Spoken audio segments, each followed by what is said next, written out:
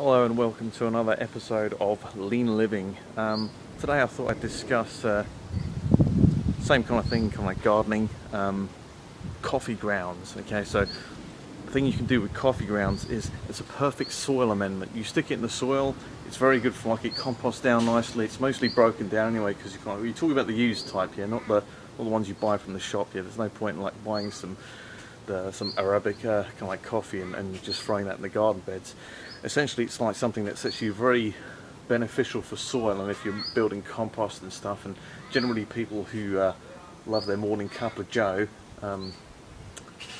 tend to have quite a few of this, a bit of this kind of lying around. If you don't drink coffee, or if you want to grab it in like huge amounts, if you go to any kind of coffee shop, they have no problem whatsoever with giving you their used coffee grounds, and we're talking about buckets here. So if you just ask them to put aside a bucket for you, or like if you go in with a some kind of bucket to actually collect the stuff up, the baker's buckets, the ones that I discussed in a previous episode, those are kind of handy. They're kind of like food grade. They're quite solid. They're quite tough. Don't get it in a box. I did the mistake of doing that one time. They filled up the box. Luckily I stuck it in the back of my truck, a ute, or Americans call it a pickup truck. Luckily it was in the back, because if I'd had it on the seat, it just, with the actual moisture of the coffee, it just broke down and it went everywhere. I mean, it didn't bother me too much because I like the smell of coffee, but there was coffee grounds in the back of my truck for quite a few weeks afterwards. But anyway, another use for it is, as well as a soil amendment, it's probably a better way to actually deter snails and slugs. They hate going across there.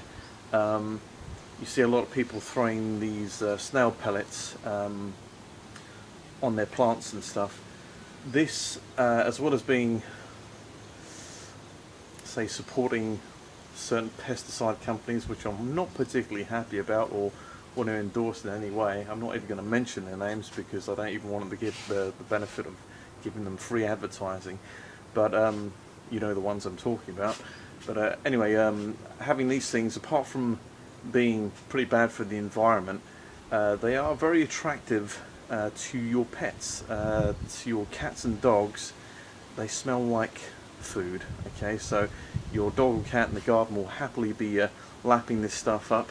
And having experienced it once, where I've actually had 3 of my dogs have their stomachs pumped, apart from the potentially hazardous effects that you could have on your pet, it's also a very expensive bill at the end of the day, and your insurance does not cover it in any way. If you read the small print on any insurance, that is not covered. That is purely, I mean, you can have a look. I don't even, personally, I don't recommend pet insurance, because for the very few things that it covers, I just didn't see the point. In the end, it just, whenever your pet's sick, it's going to cost you money, which is why my dog, sitting over there, licking his balls, lovely. I generally try and feed him with food that I cook. I do occasionally kind of give him the odd thing of like processed food, but like myself, anything that goes into his body has to be watched and monitored, because in the end his health is important to me, and it's also, if he's not healthy, it's going to cost me in the end anyway. So, and I want him to be happy anyway, so, and health is all a pretty important part of that. But so yeah, so the coffee grounds, getting back on track. Another thing that I've often seen the snail pellets and slug pellets used in, I don't know if it's the same system over in America, but over here in Australia, you have like these little concrete letter boxes which your post is delivered to.